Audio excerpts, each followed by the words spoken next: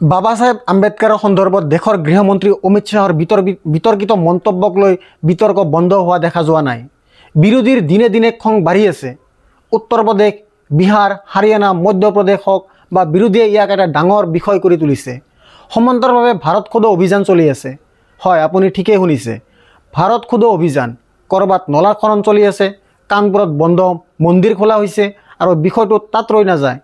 এতিয়া বৌদ্ধসকলৰ ধৰ্মীয় স্থানো হিন্দুত্ববাদী সংগঠনৰ চকু পৰিছে আৰু তাত এটা হুলস্থুলৰ সৃষ্টি হৈছে। য'ত বুদ্ধৰ মূৰ্তি আছে, য'ত বাবা চাহেব আম্বেদকাৰৰ প্ৰতিমূৰ্তি আছে, বজৰং দলে তাত আক্ৰমণ কৰি আছে আৰু বদাউনত তেনে এটা ঘটনা উদ্ভৱ হৈছে। প্ৰথমে মই আপোনাক ক'ব বিচাৰোঁ, হালদে দেৱালত এই প্ৰদৰ্শন, য'ত সমাজবাদী পাৰ্টি আজি তেওঁ দেশৰ গৃহমন্ত্ৰী অমিত শ্বাহৰ বাবা চাহেব আম্বেদকাৰৰ সন্দৰ্ভত কৰা বিতৰ্কিত মন্তব্যৰ বিৰুদ্ধে এক বৃহৎ প্ৰতিবাদ সাব্যস্ত কৰে। এই প্ৰদৰ্শনত আপুনি চাব পাৰে আৰক্ষীয়ে তেওঁলোকৰ লগত কেনে ব্যৱহাৰ কৰি আছে।